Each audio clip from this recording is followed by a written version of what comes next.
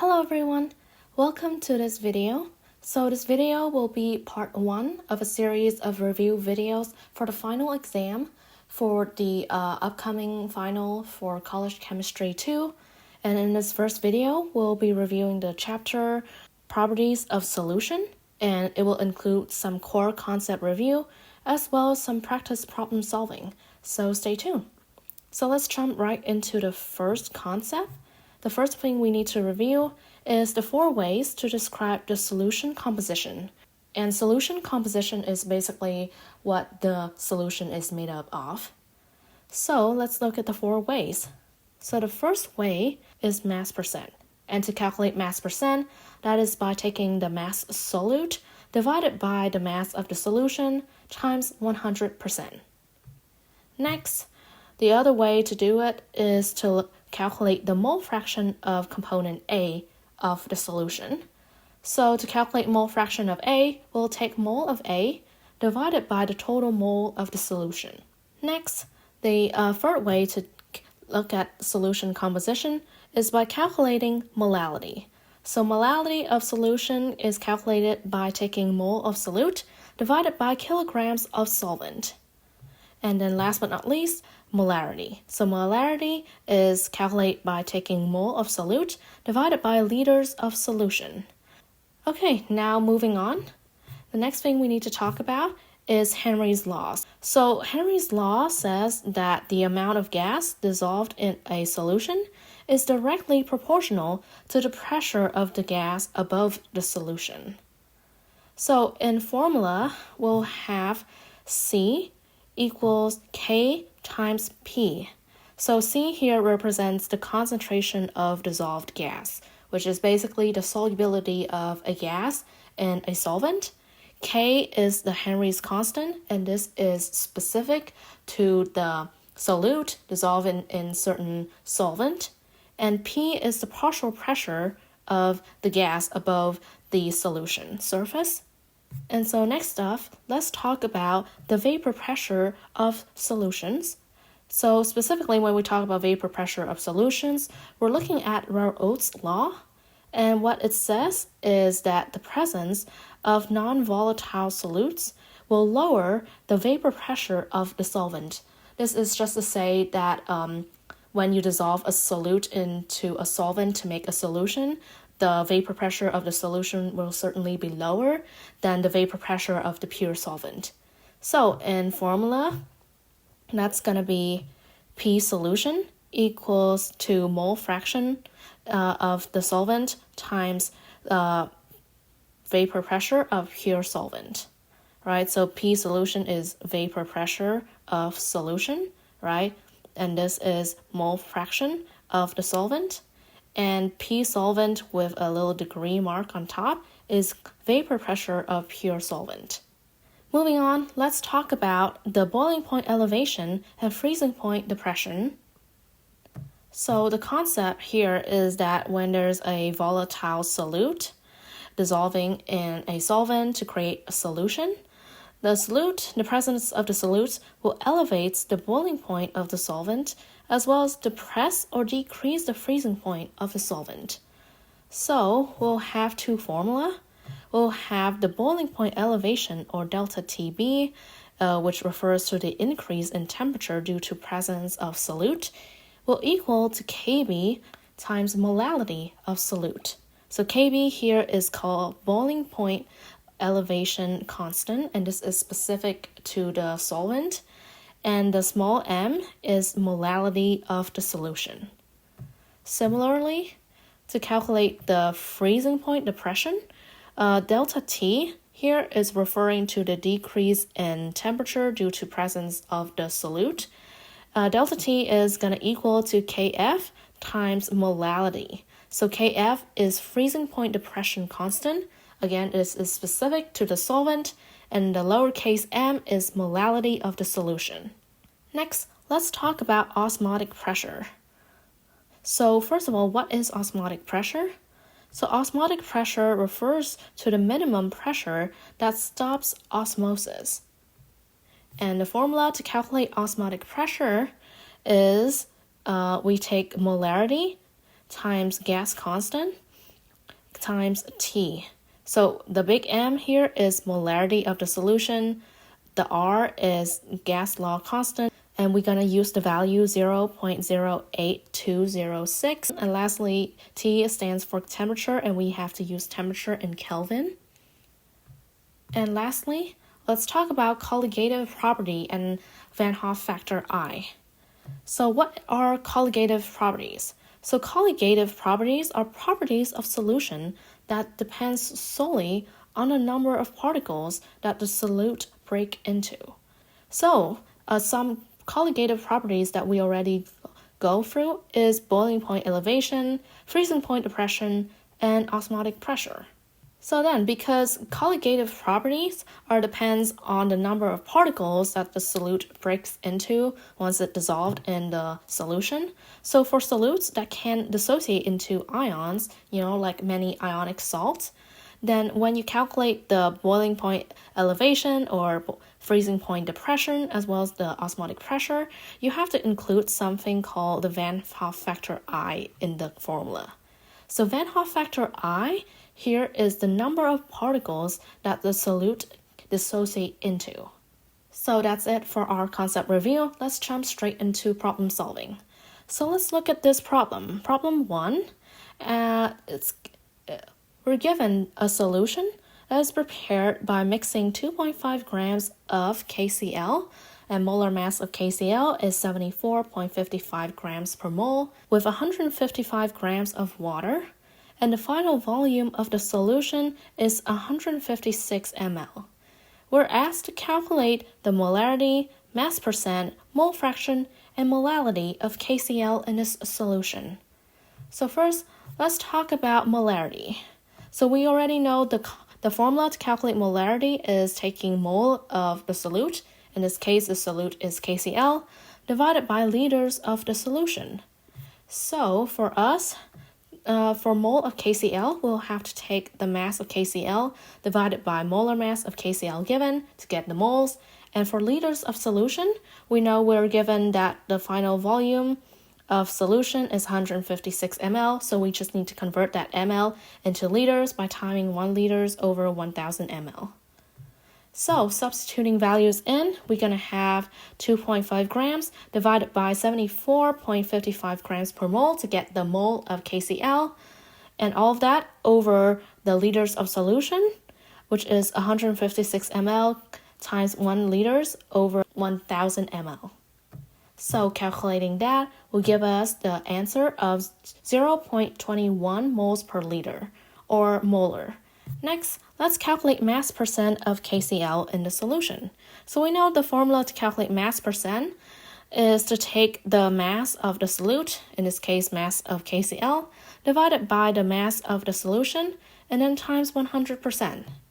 So for us, we know the mass of KCl is 2.5 grams. We're going to take that divided by mass of solution, which is going to be mass of KCl plus mass of H2O. So for us, that's going to be 2.5 grams plus 155 grams. And all of that times 100% to get mass percent. So calculating that will give us the answer of 1.6%. Moving on, let's calculate the mole fraction of KCl. Right, so we know formula is to take mole of KCl divided by total mole, which is going to be mole of KCl plus mole of H2O. So we already know that to calculate mole, that's going to be taking the mass divided by molar mass. So here, for mole of KCl, I'm going to take 2.5 grams divided by 74.55 grams per mole to get mole of KCl, right? Same on the bottom when I want mole of KCl. And then mole of H2O, I'm going to take mass of H2O, 155 grams, divided by molar mass of H2O, which is 18.02 grams per mole. This value you can remember, or you can calculate it by looking at the periodic table. So calculating this, we'll get the answer is 3.88 times 10 to negative 3. Lastly, let's calculate molality of KCl in this solution. So to calculate molality, we'll need to take moles of KCl divided by kilograms of solvent, which is H2O in this case. So to calculate moles of KCl, that's going to be mass of KCl divided by molar mass of KCl. And kilograms of H2O is going to be 155 grams, converted into kilograms by timing 1 kilograms over 1,000 grams. And we're going to get the answer of 0.22 moles per kilograms. So that's it for problem 1. Let's look at problem 2. So problem 2 asks, what is the partial pressure of O2 above a 2.3 times 10 to negative 4 molar O2 solution at 25 degrees Celsius? We know that Henry's Law's constant for O2 gas in water is 1.3 times 10 to negative 3 molar per atmosphere. So to solve this problem, we'll need to refer to Henry's Law. So again, Henry's Law says that C equals K times P. So C here refers to the concentration of O2 gas in the solution. K is the Henry's constant. P is the partial pressure of O2 gas above the surface of the solution. So let's look at what we already know, right? We know that the concentration of O2 gas in a solution is 2.3 times 10 to negative 4 molar. And we know the Henry's Law's constant for O2 gas in water specifically is 1.3 times 10 to negative 3. So the only thing we're asked to find is the partial pressure of O2 gas. So to find that, we'll need to rearrange the Henry's Law formula to get that partial pressure is P equals to C divided by K. Now that we got the formula, we just need to substituting values in. So that's going to be 2.3 times 10 to negative 4 molar divided by 1.3 times 10 to negative 3 molar per atmosphere. Calculating this will give us a value of 0.18 atmosphere. Now let's moving on to the last problem, problem 3. So here for problem 3, we have a solution is made by dissolving 0.34 grams of benzene in 15 grams of cyclohexane. They're asked what is the boiling point and freezing point of the solution, knowing that the molar mass of benzene is 78.114 grams per mole, and we have some information about the solvent cyclohexane as well. So Kf, freezing point depression constant for cyclohexane, is 20 degrees Celsius per molality. Tf, which is freezing point of cyclohexane, is 6.47 degrees Celsius. And now Kb is boiling point elevation constant for cyclohexane, is 2.79 degrees Celsius per molality. And Tb, which is boiling point of cyclohexane, is 80.7 degrees Celsius. So first, in order to calculate the boiling point and freezing point of the solution, we'll need to know the boiling point elevation and the freezing point depression that is caused by the addition of solute in the solution. Right? So first of all, I'm going to calculate the boiling point elevation. So boiling point elevation delta Tb is going to be Kb times m, right? So Kb here is the boiling point elevation constant, and this lowercase m is the molality of the benzene solution. So we know that the Kb value for cyclohexane is 2.79 degrees Celsius per molality, and molality is calculated by taking mole of benzene, the solute, divided by kilograms of cyclohexane. So let's substituting values in. That's going to be 2.79 times 0.34 divided by 78.114. That's going to give the mole of benzene over kilograms of cyclohexane, which is 15 grams, converting to kilograms by timing 1 kilograms over 1,000 grams. So calculating this will give us the answer, which is 0.81 degrees Celsius. So once we're at this point, we can go ahead and calculate the boiling point of the solution. So Tb of solution is going to be equal to Tb of solvent, which is boiling point of pure solvent, plus the boiling point elevation we just calculated. So substituting values in, that's going to be 80.7 degrees Celsius plus 0.81 degrees Celsius to give us the answer of 81.5 degrees Celsius. So the boiling point of the solution after the addition of solute is 81.5 degrees Celsius. Now moving on, let's go ahead and calculate freezing point depression. So freezing point depression is delta Tf, And the formula to calculate freezing point depression is by taking Kf times molality.